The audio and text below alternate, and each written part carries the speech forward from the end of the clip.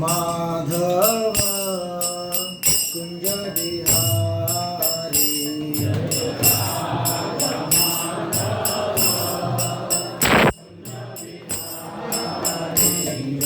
राधा माधव कुंज बिहारी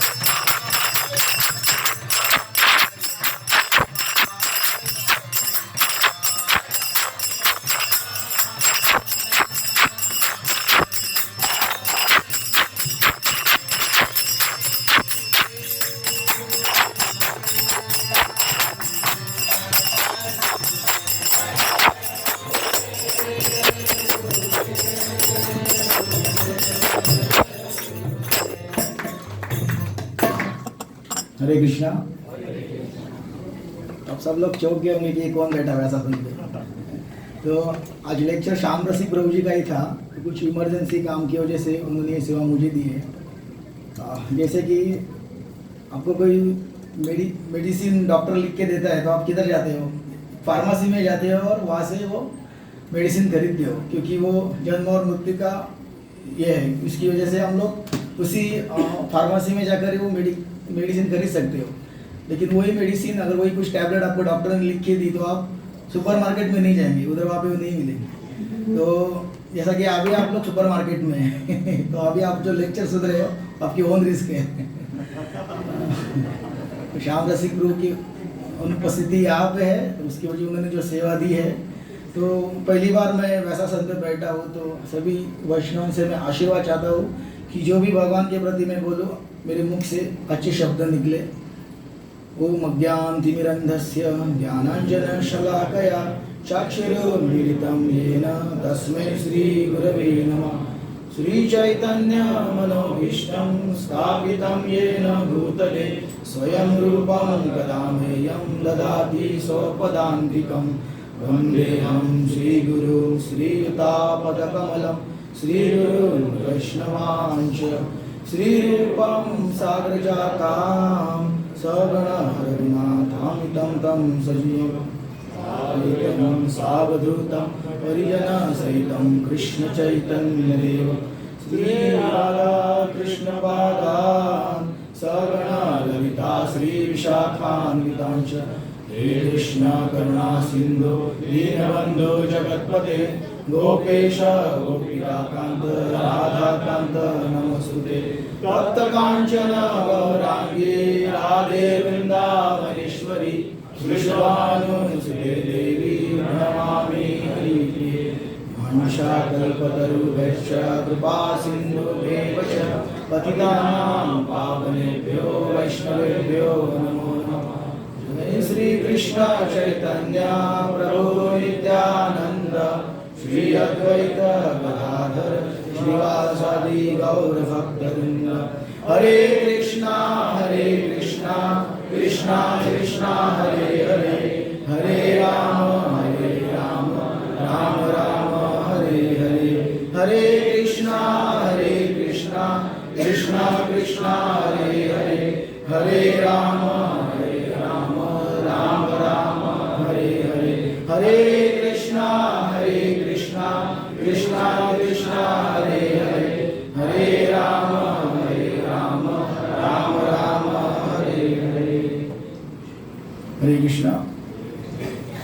तो जैसे कि एक दो मित्र मिलते हैं, तो दो मित्र मिलने के बाद उसमें चर्चा होती है कि ऐसा भारत में क्या है। भारत में कुछ नहीं।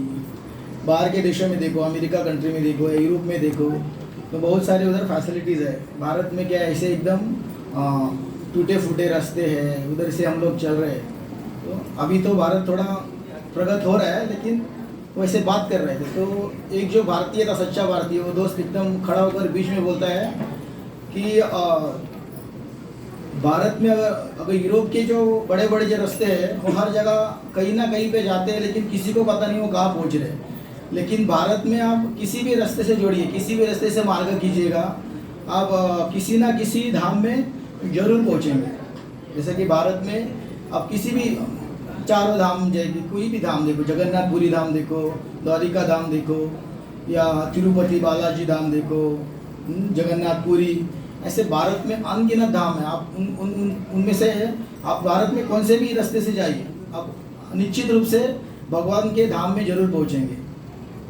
तो ऐसा ही एक धाम है पंढरपुर धाम। तो उस धाम के बारे में आज हम लोग वर्णन करेंगे। पंढरपुर धाम ही महाराष्ट्र में आता है, महाराष्ट्र के सोलापुर जिले में आता है। तो एक्चुअली महाराष्ट्र को महाराष्ट्र क्यों कहा गया है, तो आचार्यगण इसका वर्णन करते हैं कि महाराष्ट्र में बहुत सारे संत होकर गए, तो ये संतों की भूमि मानी जाती है महाराष्ट्र, इसलिए उसको महाराष्ट्र कहा गया है। तो जो जैसे कि महाराष्ट्र की जो राजधानी है वो है मुंबई, लेकिन महाराष्ट्र की जो आध्यात्मिक राजधानी है वो पंढरपुर है। तो महाराष्ट्र की जो आध्यात्मिक राजधानी जो है पंढरपुर, ये बहुत ही विख्यात है। बहुत सारे लोग वहाँ पे जाते हैं। जैसे कि हम देखते हैं कि अनेक अनेक धाम है, जैसे कि जगन्नाथपुरी में कोई जाएगा तो कोई भूखा पेट नहीं आएगा, कुछ ना कुछ ऐसा रूल्स है। यहाँ जो भी जगन्नाथपुरी में जाता है वो हमेशा अपना पेट भर के ही प्रसाद लेके आता है। तो ऐसा आचार्यगण कहते हैं कि जब भी भगवान को भूख लगती है वो जगन्नाथपुरी जाते हैं। भगवान को जब भगवान लीला करते हैं, किसी के घर में भाड़े को रुकना है, भाड़े में, तो भगवान वृंदावन जाते हैं, राधा रानी के गाँव में, उधर रुकने के लिए। तो भगवान को कोई बिजनेस करने की इच्छा हुई तो भगवान तिरुपति में जाते हैं। और भगवान को अगर नृत्य करने की इच्छा हुई जोर जोर से तो भगवान पंढरपुर में आते हैं। इसलिए पंढरपुर को नाद ब्रह्म कहा गया है, क्योंकि वहाँ के भगवान के नामों का नाद दिन रात चालू होता है। आप कभी भी अगर पंढरपुर में जाएंगे तो पंढरपुर में दिन रात कीर्तन चालू रहते हैं, अगर कीर्तन कभी बंद नहीं होते। दिन में जाइए, रात में जाइए, कभी भी जाइए, पंढरपुर वहाँ पे दिन रात आपको कीर्तन चालू ही रहता है। और पंढरपुर की एक विशेषता है कि आप देखेंगे तो हर एक जगह पे एक एक यात्रा रहती है, साल में एक बार बड़ी यात्रा रहती है हर धाम की। तो पंढरपुर जो है वहाँ पे 4 बड़े यात्रा होते हैं, जिनमें से 2 आप सबको पता है, आषाढ़ी और कार्तिकी, और दूसरी है माघ और चैत्र। ये 4 यात्राएं बहुत प्रसिद्ध है। तो हम देखते हैं कि पंढरपुर में आषाढ़ी को और कार्तिकी को लाखों की संख्या में लोग उपस्थिति लगाते हैं। क्यों लगाते हैं इतनी उपस्थिति?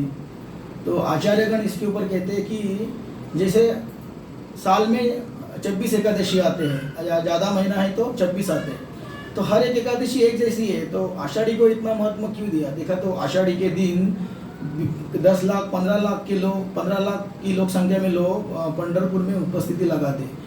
इसकी वजह आचार्यगण कहते हैं कि पूरे साल भर में भगवान जो है वो ऐश्वर्य भाव में रहते हैं, पूरे साल भर में। और आषाढ़ी के दिन भगवान गोप भाव, नंदन देव यशोदा नंदन गोप भाव में रहते। तो उस गोप भाव को देखने के लिए भगवान लाखों की संख्या में वहाँ पे उपस्थिति लगाते। ऐसे भगवान के बहुत सारे लीला है वहाँ पे, जैसे कि रुक्मिणी माता एक बार, जैसे रुक्मिणी माता ही महाराष्ट्र की विदर्भ की है, तो रूट कर एक बार पंढरपुर में आती है। तो जैसे पंढरपुर में आती है तो उसको माना नहीं कि भगवान वहाँ से आते वृंदावन में, तब भगवान द्वारिका में रहते थे, रुक्मिणी के साथ द्वारिका में रहते थे। तो द्वारिका से भगवान आते पंढरपुर में जाते। पहले यूपी में जो वृंदावन है उत्तर प्रदेश में जाकर उधर गौल बालों को लेकर भगवान अपने गैयों को भी लेकर पंढरपुर में आते। पंढरपुर में गोपालपुर नामक एक जगह है, वहाँ पे भगवान ने ऐसी बाल लीला ग्वाल बालों के साथ पंढरपुर में की है। इसलिए उस गोपालपुर को भी गुप्त वृंदावन भी कहा जाता है। तो बहुत सारे लोग आप गए होंगे तो देख सकते हैं कि आप वहाँ पे जाएंगे तो वहाँ पे जो पत्थर है, उस पत्थर के ऊपर भगवान की जो छड़ी लेकर गैयों को चराने जाते हैं वो निशान वहाँ पे आपको दिखेंगे, या जो गैयों के जो खुर रहते हैं पैरों के निशान, वो सब आपको गोपालपुर में देखने को मिलता है। और भगवान वहाँ पे आचार्यगण ऐसे भी कहते हैं कि अभी भी वहाँ पे लीला करते ही रहते हैं, कि उसको गुप्त वृंदावन कहा गया है। तो ऐसे बहुत सारे क्षेत्र पंढरपुर में हैं। पुंडलिक मंदिर है वहाँ पे, तो पुंडलिक मंदिर में रूल्स ऐसा है कि भगवान का अगर दर्शन लेना है तो चंद्रभागा नदी में स्नान करना है, उसके बाद आपको पुंडलिक का प्रथम दर्शन लेना है, और उसके बाद ही आप भगवान विठल का दर्शन ले सकते हैं। ऐसी वहाँ की प्रथा है। तो हमारे गौर नेताएं भी पंढरपुर में गए थे। पंढरपुर जो भारत भ्रमण कर रहे थे, तो भगवान कृष्ण और बलराम जो नित्यानंद प्रभु और गौरांग महाप्रभु के रूप में यहाँ पे उनके अर्घ्य विग्रह है, वो भी पंढरपुर धाम में गए थे। तो हम लोग थोड़ी उनके बारे में भी चर्चा करेंगे। और पुंडलिक कौन थे, पुंडलिक के लिए भगवान ईंट के ऊपर क्यों खड़े हुए, ये थोड़ी चर्चा हम लोग थोड़ा संक्षिप्त में करने का प्रयास करेंगे। जैसे कि नित्यानंद प्रभु का आगमन जब पंढरपुर में होता है तभी लक्ष्मीपति तीर्थ, जैसे कि लक्ष्मीपति तीर्थ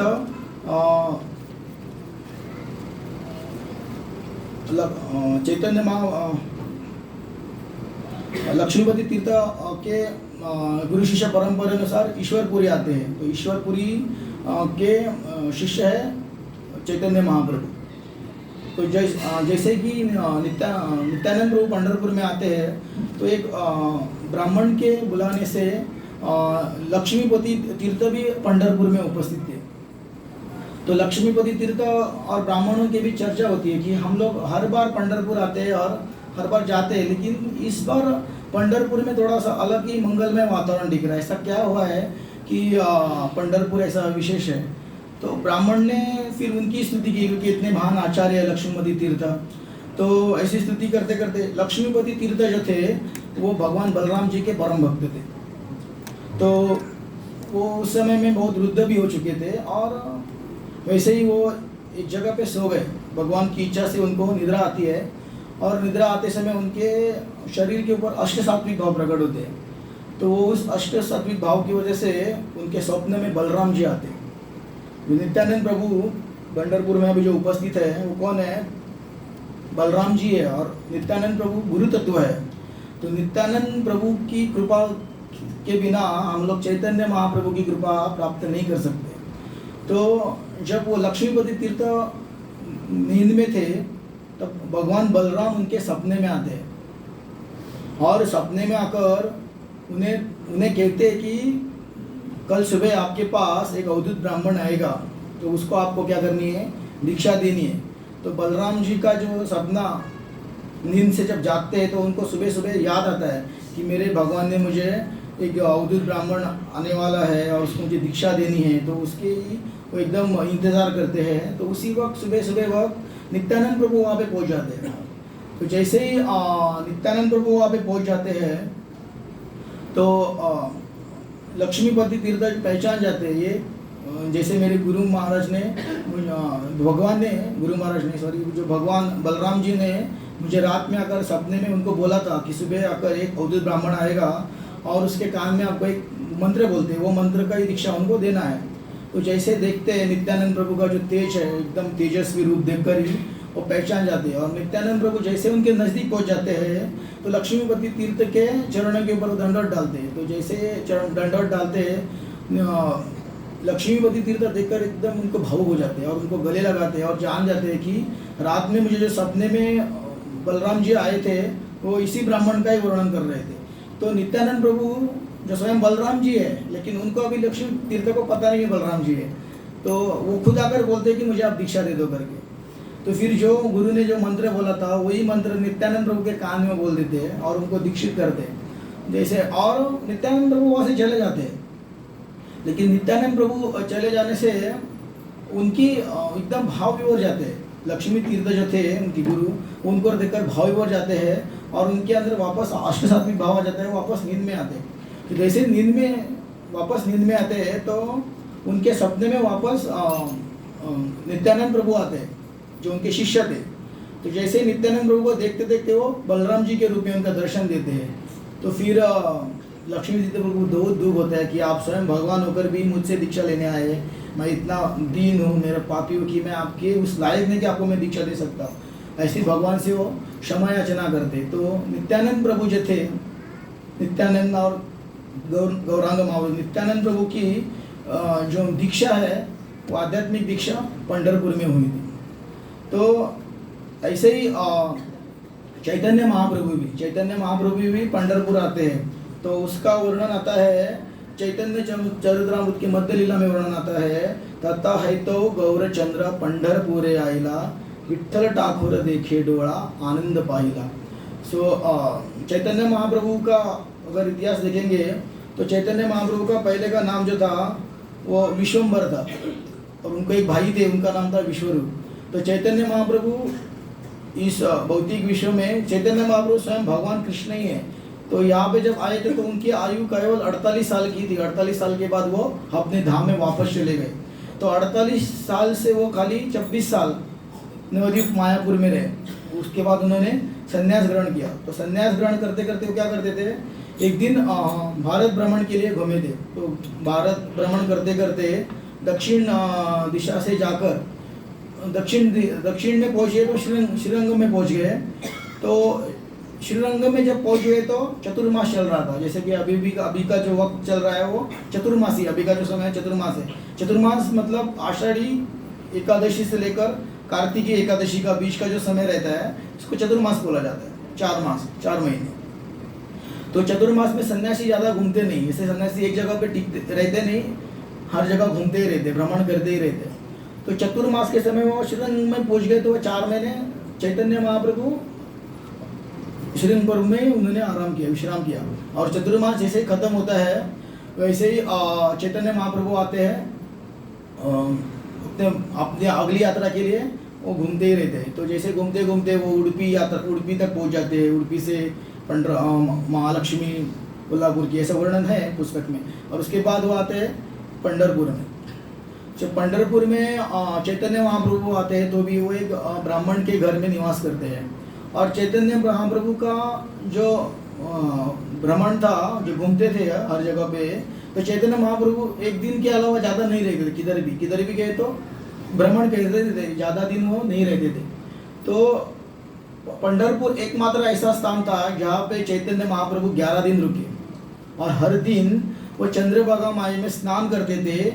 उसके बाद भगवान विट्ठल का दर्शन करते थे। और चैतन्य महाप्रभु वहाँ पे जब गए थे तब ऐसा कहते आचार्यगण इतना सुंदर कीर्तन करते थे। और उनकी जो हाइट थी वो 7 फीट की थी। तो 7 फीट की हाइट होने के कारण वो और उनके हाथ दोनों ऊपर लेकर वो जोर जोर से कीर्तन करते थे। हरे कृष्ण कृष्ण कृष्ण हरे हरे, हरे राम राम राम हरे हरे। तो जब भगवान स्वयं अपने कीर्तन में मग्न होते थे तो ये दृश्य देखने के लिए पंढरपुर में उस वक्त बहुत भीड़ हो चुकी थी।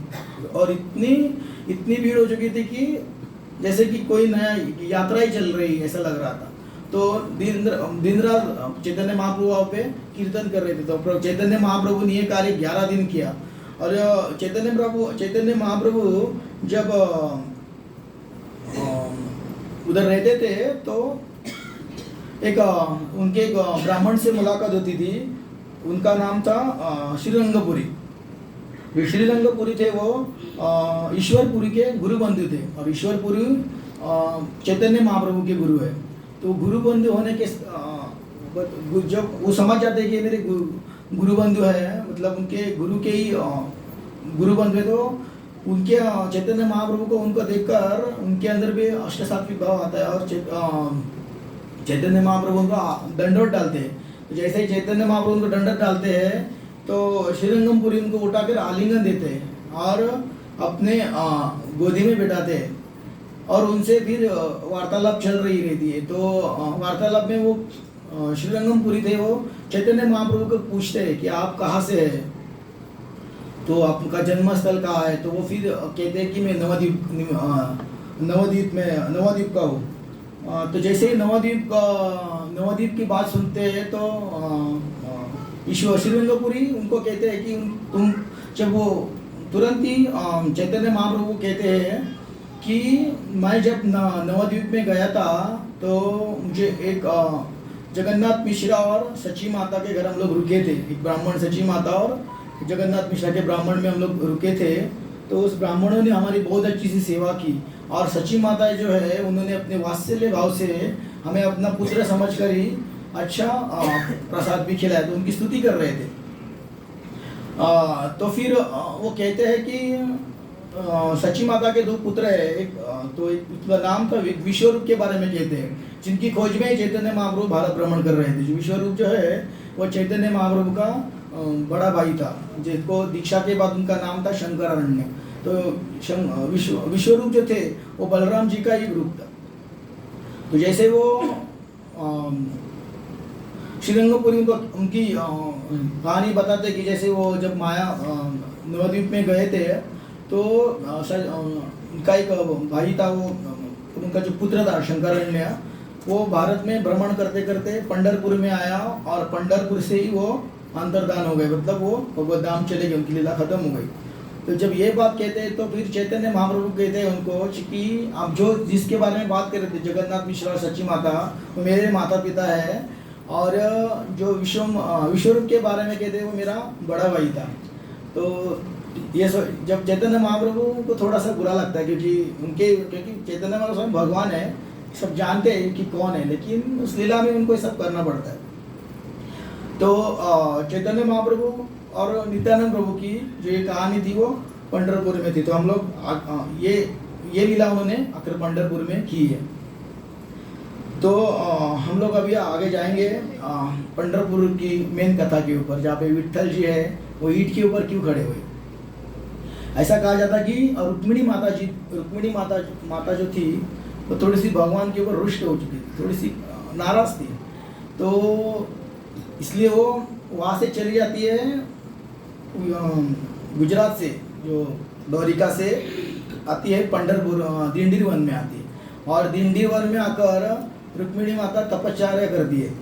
तो फिर उनके साथ उनको मनाने के लिए भगवान भी वहाँ पे पहुँच जाते हैं।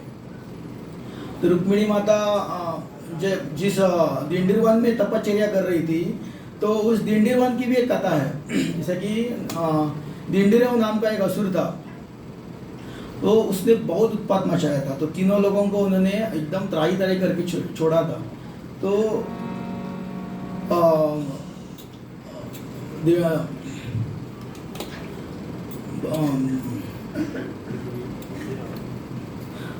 एकदम मतलब देवता भी उनसे, उस असुर से एकदम त्रस्त हो जाते हैं। तो फिर देवता आते हैं और भगवान विष्णु से प्रार्थना करते हैं कि दिंडीर नाम का जो असुर है वो बहुत ही हमको त्राही त्राही कर रहा है, उसके लिए हम क्या कर सकते हैं। तो फिर भगवान विष्णु उनको आश्वासन देते हैं कि जल्दी मैं एक ब्राह्मण के घर में जन्म लूँगा और उस असुर का नाश करूँगा। तो फिर एक जो ब्राह्मण थे, उनका नाम मुझे अभी ठीक तरह से याद नहीं है, वो भगवान विष्णु की तपश्चर्या करते हैं। तो तपश्चर्या के बाद उस ब्राह्मण वरदान देते हैं। उस वरदान में क्या मांगते हैं, तो फिर वो ब्राह्मण दोनों भगवान विष्णु से मांगते हैं कि मुझे आपका जैसा एक पुत्र चाहिए। तो फिर भगवान बोलते तथास्तु, और भगवान वहाँ से चले जाते हैं। तो फिर भगवान सोचते हैं कि मेरे जैसा कौन होगा इस दुनिया में, मेरे जैसा तो और कोई नहीं है। तो फिर भगवान मल्लिकार्जुन उनके रूप में उन ब्राह्मण के घर में जन्म लेते हैं। और जैसे वो मल्लिकार्जुन बड़े होते हैं, तो उस दिंडीर वन में घूमते रहते हैं शिकार के लिए। तो जब शिकार कर रहे थे, तो ये दिंडीर वन नाम का जो असुर था वो वहाँ पे पहुँच जाता है और वो उनसे पूछता है, युद्ध के लिए उनको ललकारता है। तो फिर भगवान मल्लिकार्जुन और उस भगवान से मल्लिकार्जुन और दिंडीर वन से हजारों साल तक युद्ध होता है। तो युद्ध होने के बाद उसको समझ में आता है कि मैं जो युद्ध कर रहा हूँ कोई और नहीं, साक्षात भगवान है। तो उसको भगवान से युद्ध कर रहा था। तो भगवान के और उनका इतना घनघोर युद्ध होने के बाद उधर एक लोह दंड रहता है। तो लोह दंड के प्रभाव उनके ऊपर जो वार करते हैं भगवान, उसकी वजह से उसकी मृत्यु हो जाती है। तो मृत्यु के पहले वो जोर से हरि करके चिल्लाता है। जैसे हरि करके चिल्लाता है तो भगवान वहाँ पे हरि प्रकट होते हैं और फिर उनसे कहते हैं कि आपने अंतिम समय में मेरा नाम लिया है, तो आपका ये जो नाम है व्यर्थ नहीं होगा, आपको क्या वरदान चाहिए मांगो। तो फिर वो अंतिम समय में बोलता है कि मैं तो हूँ असुर, मेरा नाम दिन, तो फिर मैं इस क्षेत्र में मेरा शरीर छोड़ रहा हूँ, इसलिए इस क्षेत्र का नाम होना चाहिए दिंडीर वन। और भगवान ने उसका लोहदंड से प्रहार करके उसका मृत्यु हो चुका था, तो इसलिए उस क्षेत्र को लोहदंड तीर्थ भी कहा जाता है। अभी भी आप पंढरपुर जाएंगे तो पुंडलिक मंदिर के बाजू में एक लोहदंड तीर्थ करके है। जैसे कि वो असुर कहता कि जो भी इस लोहदंड को स्पर्श करेगा, उसकी मतलब जिसके अंदर जो भूत पिशाच ऐसे जो प्रॉब्लम्स रहते हैं वो उससे मुक्त हो जाएगा, ऐसा वरदान भगवान से मांगता है। तो भगवान तथास्तु बोलकर वहाँ से चले जाते हैं। तो दिंडीर वन जो पंढरपुर से पहले उस एरिया को दिंडीर वन से भी जाना जाता था, तो आज हम लोग उसको पंढरपुर बोलते हैं। तो जैसे कि दिंडीर वन भगवान आते हैं माता रुक्मिणी को मनाने के लिए, तो फिर रुक्मिणी माता उनकी बातें सुनने के लिए तैयार नहीं, थोड़ी एकदम, क्योंकि एक्चुअली जो रुक्मिणी माता जी है वो भगवान की अंतरंगा शक्ति है, भगवान को आनंद देने वाली है। लेकिन इस वक्त यहाँ पे जो ऐसी लीला है कि रुक्मिणी माता को रोल करना पड़ा कि वो भगवान को थोड़ा भगवान के सामने थोड़ा सी अपनी नाराज़ी व्यक्त कर रही है। तो भगवान सोच रहे हैं ठीक है, इनका गुस्सा थोड़ा भी कम नहीं हो रहा है, तब तक मैं क्या करता हूँ, मेरा जो भक्त पुंडलिक है उनको मिल के आता हूँ। तो पुंडलिक की भी एक सुंदर कहानी है। मतलब पुंडलिक की अगर हम लोग इतिहास जानना चाहते हैं तो पुंडलिक कौन है ये भी जानना जरूरी है। तो भक्त पुंडलिक द्वापर युग जो मुचकुंद राजा के बारे में आप लोगों ने सुना रहेगा, तो वो मुचकुंद थे। तो जो मुचकुंद राजा थे वो इतने शक्तिशाली थे कि जब असुर और देवताओं के बीच जो युद्ध होता है, तो युद्ध के लिए भी मुचकुंद राजा को देवता बुलाते थे हेल्प मांगने के लिए। तो एक दिन असुरों के साथ मुचकुंद राजा ने बहुत युद्ध किया और देवताओं को विजय प्राप्त कर ली। तो जैसे ही देवता विजयी हो गए तो देवता अति प्रसन्न हो गए और बोलने लगे आपको क्या वरदान चाहिए मांगो। तो फिर देवता भी उनको कहते कि ऐसा समय आएगा कि आपको भगवान की सेवा करने का लाभ मिलेगा। तो मुचकुंद राजा बोलते हैं कि ठीक है, लेकिन मैं अभी बहुत थक चुका हूँ। सॉरी, हाँ, मुचकुंद राजा जब इसके पहले वरदान देने के पहले मुचकुंद राजा देवताओं के साथ जब युद्ध कर रहे थे तो वो युद्ध आकाश में हो रहा था, वो ज़मीन पे युद्ध नहीं हो रहा था। तो इसकी वजह से मुचकुंद राजा के जो सब वंशज थे वो खत्म हो चुके थे पृथ्वी पर।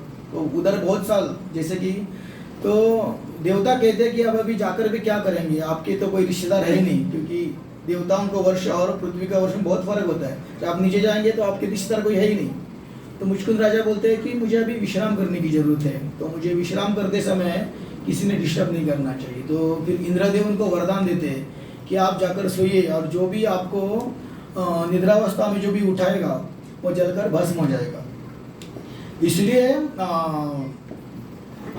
मुचकुंद राजा थे वो एकदम बुद्धिमान व्यक्ति थे। वो भी ऐसी जगह चुनते हैं कि गिरनार पर्वत में जाते हैं जो गुजरात में आता है, और वो इधर गुफा में सोते हैं ताकि वहाँ पे कोई पहुँच ना जाए और उनसे कोई जलकर भस्म ना हो जाए।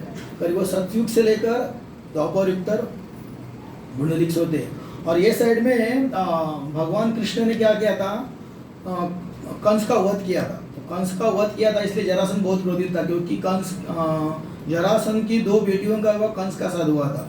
तो उनकी बेटियां विधवा हुई थी, इसलिए जरासंध ने उनके ऊपर अटैक किया था 17 बार। तो 17 बार भगवान और बलराम जी ने उनकी पूरी सेना को परास्त किया था। लेकिन वो बार बार उनके ऊपर आक्रमण कर रहा है, इसलिए भगवान क्या करते हैं, द्वारिका में एक रातों रात वहाँ पे एक नगरी प्रकट करते हैं और बलराम जी को कहते हैं कि आप इन सारी प्रजा मथुरा वासियों को लेकर आप द्वारिका में जाइएगा और मैं जरासंध से जो युद्ध करना है मैं अकेला देख लेता हूँ।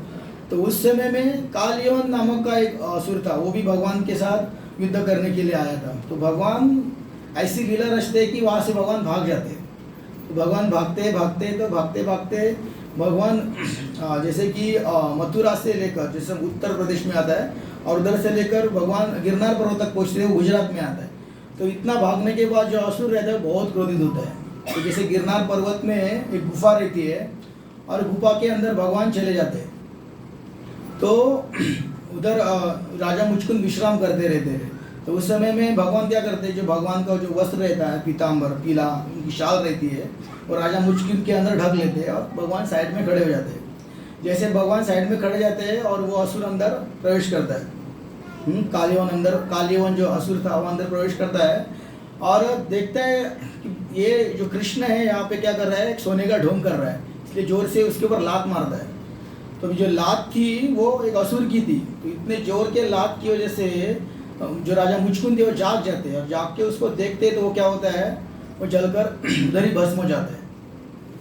तो भस्म होने के बाद जैसे भगवान और मुचकुंद राजा की वार्तालाप होता है। तो जैसे कि देखते हैं मुचकुंद राजा की हर जगह पे क्या है, एकदम दिव्य प्रकाश झलक रहा है, सब जगह पे एकदम उनका जो गुफा है वो तेजस्वी हो चुकी है। तो वो जान जाते हैं कि स्वयं भगवान है और कोई अन्य कोई नहीं है। तो भगवान से प्रार्थना, भगवान उनसे पूछते हैं कि आपने देवताओं को बहुत सारी सहायता की है, इसलिए मैं आपसे बहुत अति प्रसन्न हूँ और आपको क्या वरदान चाहिए मांगो। तो राजा मुचकुंद बोलते हैं कि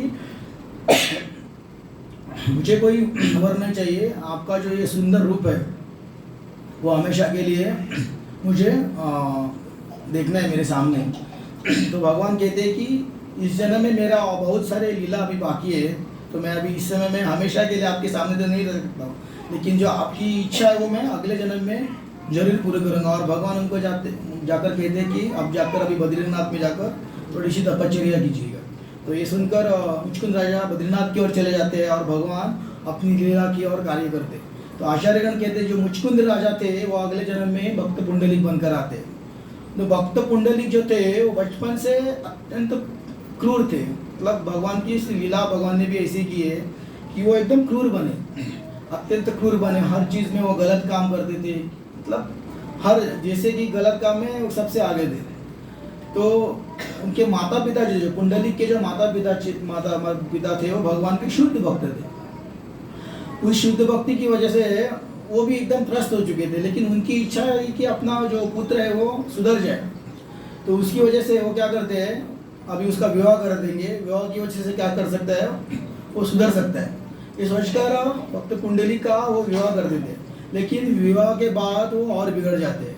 तो इनका जो बुरा बर्ताव देखकर उनके माँ बाप बहुत ही एकदम नाराज हो जाते हैं, और वो सोचते हैं कि हमारा जो बचा हुआ जो जीवन है वो हम लोग क्या करते हैं, काशी में जाकर निकालते हैं। इधर रहने के अभी कुछ फ़ायदा नहीं है, क्योंकि शुद्ध भक्त जो है वो हमेशा गलत संग के लोगों के साथ नहीं रहना पसंद करते, चाहे वो अपना पुत्र हो या कोई भी हो। तो वो फिर भी जाकर पुंडलिक से रिक्वेस्ट करते हैं कि हम लोग अभी हमेशा के लिए काशी यात्रा के लिए जा रहे हैं, तो भाई आपके पास जो घोड़ा है वो घोड़े की सहायता से हमें काशी तक पहुँचे, क्योंकि वो चल के तो नहीं जा सकते थे, वृद्ध थे। तो फिर पुंडलिक बोलते हैं नहीं, मैं आपको उधर तक नहीं छोड़ सकता हूँ। तो फिर उनके माँ बाप बहुत दुखी होते हैं, बोलते हैं और ठीक है, और पुत्र तो उनको पता है उनका स्वभाव एकदम क्रोधित है, मानने वाला नहीं है। तो फिर उनके माँ बाप जो थे वो काशी में चल के पद यात्रा चालू करते काशी तक पहुँचने के लिए। तो जैसे काशी में पहुँचने वाले थे, तो काशी में चल के जा रहे तो बहुत समय लगेगा। तो जो पुंडलिक था अपने दोस्तों के साथ एकदम, जैसे कि आजकल के भाषा में बोलते पार्टी कर रहे थे। तो पार्टी में बोलते हैं चलो हम काशी जाएंगे, सब मित्र बोलते हैं हम काशी घूम के आएंगे। तो बोलते ठीक है, पार्टी के लिए जाएंगे, वहाँ घूमने के लिए हम किधर जाएंगे, काशी जाएंगे। तो सब लोग दोस्त लोग अपने अपने घोड़े लेकर काशी यात्रा के लिए निकल चलते हैं। तो काशी यात्रा में निकलते समय उनको बाजू में ही कौन मिलते हैं, उनके माँ बाप भी दिखते हैं पुंडलिक को, लेकिन वो उनकी तरफ देखता भी नहीं, वो सीधा चला जाता है काशी में। और काशी में कुक्कुट मुनि के आश्रम में वो पहुँचता है। तो कुक्कुट मुनि थे, वो महान तपस्वी थे। तो उनके आश्रम में वो विश्रांति कर, कुक्कुट मुनि का उनका परमिशन लेकर वो कुक्कुट मुनि के आश्रम में रुक जाते हैं। जैसे ही रुक जाते हैं, संध्या का समय होता है, रात होता है, सब लोग सोते हैं। तो आश्रम के बाहर से वो आश्रम के बाहर उसकी नज़र जाती है, वो देख रहा है कि जो 3 स्त्रियाँ वहाँ पे आ गई और उनका जो आश्रम है पूरा साफ सफाई कर रही है। तो वो एकदम चौंक गया, इतनी रात में और भी स्त्रियाँ आकर साफ सफाई कर रही है। और देखा तो जो तीनों स्त्रियाँ थी बहुत विद्रुप दिख रही थी, उनके वस्त्र थे एकदम पुराने वस्त्र थे। और देखते देखते देखते वो जैसा आश्रम वो झाड़ रहे थे, साफ सफाई कर रहे थे, उन तीनों स्त्रियों एकदम सुंदर बन जाती है, और उनके आभूषण जो अलंकार थे वो चमकते, एकदम वस्त्र नए बन जाते हैं। तो ये सब दृश्य देखकर पुंडलिक चौंक जाता है, और वो उनके पास चला जाता है और उनसे क्वेश्चन करता है कि आप कौन है, प्रश्न करता है कि आप कौन है। पहले तो आप एकदम विद्रुप दिख रहे थे, आपके वस्त्र पुराने थे, और आप अचानक से एकदम सुंदर स्त्री के रूप में, और आपके गले में अलंकार कैसे आ गया। तो फिर वो तीनों जो देवियाँ थी, वो गंगा, यमुना और सरस्वती नदी थी, तो अपने बारे में कहते कि मैं स्वयं यमुना, गंगा और सरस्वती हूँ, और हम लोग प्रयाग से यहाँ पे हर रोज आते हैं। तो बहुत सारे लोग हमारे नदी में स्नान कर बहुत सारे पाप धोते हैं, और उनके पाप हमको लग जाते हैं। उसकी वजह से हम लोग क्या होते हैं, विद्रुप बन जाते हैं। और यहाँ पे कुक्कुट मुनि जो है, उन्होंने अपने समय में दिन रात अपनी माँ बाप की अच्छी तरह से सेवा की थी, और उसकी वजह से वो इतने पवित्र बन गए कि उनके आश्रम जाने से भी हम लोग क्या होते हैं, वापस अपने रूप में आ जाते हैं। तो ये जब सुनते हैं तो पुंडलिक का जो हृदय परिवर्तन हो जाता है, वो मतलब उनका, जैसे कि मराठी में बोलते हैं ना, वालाचा वाल्मीकि झाला, वैसे ही पुंडलिक के हृदय में एकदम दया का भाव प्रकट होता है, और वो अपने माँ बाप को काशी में बहुत सारी सेवा करता है, और काशी से माँ बाप को लेकर आता है अपने घर में वापस, और दिन रात वो माँ बाप की सेवा कर रही है। तो जैसे कि परम पूज्य लोकनाथ महाराज कहते हैं कि शुद्ध भक्त की कोई भी व्यक्ति की सबसे बड़ी तपस्या क्या है, कि एक शुद्ध भक्त की कोई भी सेवा करता है तो ये सबसे बड़ी तपस्या है। तो पुंडलिक ने इस वक्त क्या की, अपने माँ बाप को की सेवा की, लेकिन माँ बाप के साथ क्या किया, भगवान के शुद्ध भक्त की सेवा की। और इसकी वजह से वो क्या बन गए, एक महान भक्त बन गए। जैसे कि भगवान भी भगवत गीता में कहता है कि जो मेरे भक्तों की सेवा करता है, मेरे शुद्ध भक्तों की सेवा करता है, वो मेरा भक्त है, भगवान कहते हैं। तो इस तरह पुंडलिक ने इतने पाप करने के बाद भी भगवान की शुद्ध भक्तों की सेवा करने की वजह से वो महान भक्त बन गया। और जैसे ही भक्त बन गया, पुंडलिक को दर्शन देने के लिए भगवान वहाँ पे प्रकट हुए। और पुंडलिक को भगवान कहते हैं कि जैसे मैंने आपको वचन दिया था वैसे मैं आ गया। तो पुंडलिक माँ बाप की सेवा में इतना व्यस्त था कि पुंडलिक ने पीछे मुड़कर देखा तो उनका जो घर था पूरे प्रकाशित हुआ था। जैसे कि भगवान का जो तुकाराम महाराज जब वैकुंठ में जा रहे थे तब वो सुंदर वर्णन करते हैं कि पहिला ले हरि शंख चक्र शोभे घरी। तो भगवान कहते हैं कि भगवान जब वैकुंठ से तुकाराम महाराज को लेने के लिए आए थे तो उनका वर्ण ऐसा करता है कि भगवान जो है कैसे दिखते हैं, एकदम उनका मेघश्याम वर्ण है। मेघश्याम यानी जो काले बादल, जो थोड़े देर में जो अभी वर्षा हो सकती है, ऐसे सिचुएशन में जो बादल दिखते हैं आकाश में, भगवान ऐसे सुंदर दिखते हैं। मतलब वो काले बादल का मतलब हम लोग भगवान को निग्रो जैसा कल्पना नहीं कर सकते। भगवान इतने सुंदर है कि इस दुनिया में, इस ब्रह्मांड में असंख्य कामदेव है। तो हम लोग किसी को देखकर जो आकर्षित होते हैं वो कामदेव की वजह से आकर्षित होते हैं।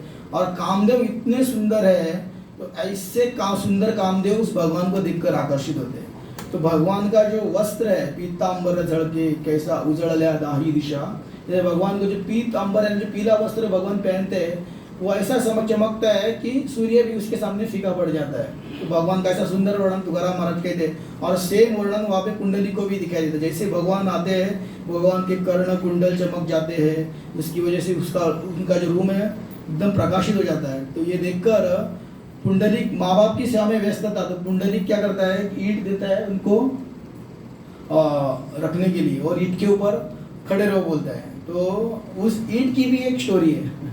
तो आप बोलेंगे कितनी कथा बोल रहे हैं, तो सुनना जरूरी है ना। तो जो ईंट रहता है तो वो भगवान जिस ईंट के ऊपर खड़े है वो तो सर्वसामान्य ईंट नहीं रहेगी ना। जैसे कि हम लोग घर बांधने के लिए ईंट बना रहे हैं, वैसे ईंट नहीं रहेगी। तो वो ईंट का ऐसा वर्णन है कि रुद्रासुर नाम का एक असुर था, वो उसको 3 सर थे और वो तपश्चर्या में लीन था। इतनी तपश्चर्या करता है कि इंद्र को लगता है कि ये तपश्चर्या करके मेरा इंद्रासन ना हासिल करे, इसलिए इंद्रदेव उसकी वज्र से उनके 3 शीश काट देते हैं। तो जो रुद्रासुर था उस वक्त तपश्चर्या में लीन था। अगर कोई व्यक्ति तपश्चर्या करते समय किसी व्यक्ति का कोई किसी को मार देता है, उसका वध कर देता है, तो उसको ब्राह्मण हत्या का पाप लगता है। तो त्रिपुरासुर उनको श्राप देता है, मैं तपश्चर्या कर रहा हूँ और इस वक्त तुमने मुझे मारा है, इसलिए तुम दिंडीवर नामक में जाके एक ईंट बनकर पड़ोगे। तो जैसा इंद्र जाता है और ईंट बनता है तो फिर देवता सब चिंतित होते हैं, क्योंकि इंद्र अगर नहीं है तो फिर इंद्रासन संभालना बहुत मुश्किल है। फिर भगवान विष्णु आकर बोलते हैं कि मैं खुद जाकर इंद्र का उद्धार करूंगा। तो ये कारण है कि भगवान ईंट के ऊपर खड़े हैं।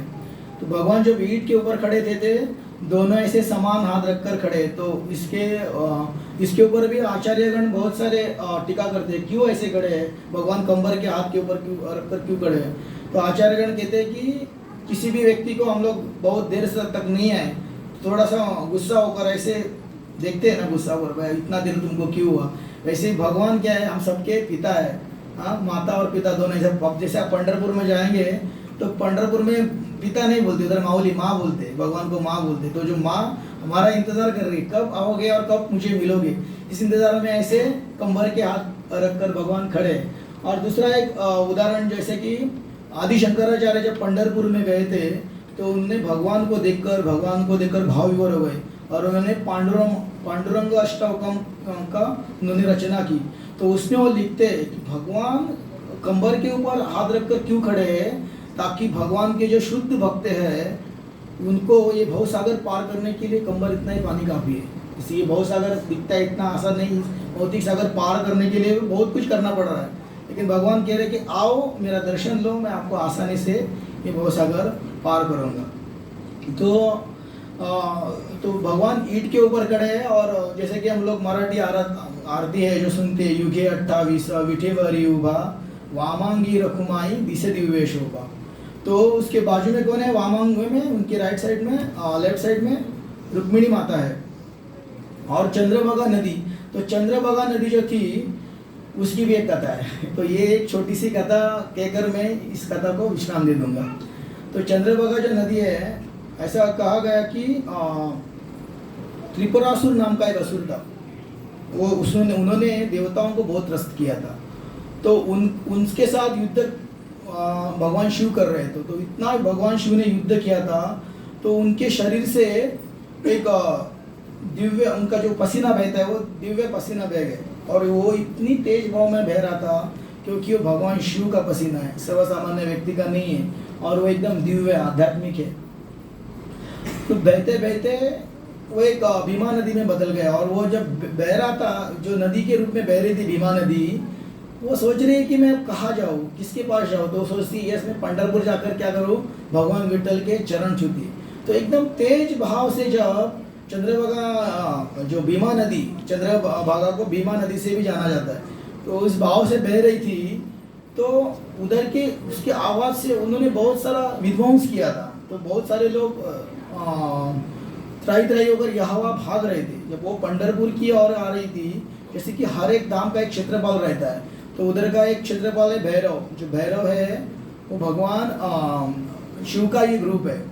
तो भगवान शिव क्या करते हैं, अपने का भैरव जो एक अलग से रूप में एक विशाल रूप लेकर, एक अस्त्र लेकर खड़े रहते हैं। तो उसको देखकर क्या होती है, वो जो भीमा नदी है वो डर जाती है कि यही भगवान शिव है, उनकी वजह से मेरा प्रागट्यकरण हुआ है, और यही वो भी मेरा विध्वंस करने के लिए सोच रहे हैं। तो फिर वो मन ही मन भगवान विठल की शरण में जाती है, और मैं क्या करूँ ऐसा सोचती है। तो भगवान वहाँ पे प्रकट होते हैं, और भगवान उन्हें कहते हैं कि तुम जिस भाव से घूम रहे हो, एकदम शांत तरह से भाव आप फ्लो को लेकर आगे जाओ, और तुम्हें पूरी परिक्रमा नहीं करनी है, आधी परिक्रमा करके ही आगे जाना है। तो जैसे देख भगवान का जो मंदिर है उसके सामने ही वो चंद्रमा की तरह ऐसे आधी मुड़ी, इसलिए उसको कहा चंद्रभागा नदी। तो है ये है चंद्रभागा नदी की स्टोरी, और भगवान विठल और पंढरपुर की धाम की स्टोरी। बहुत बहुत धन्यवाद। हरे कृष्णा।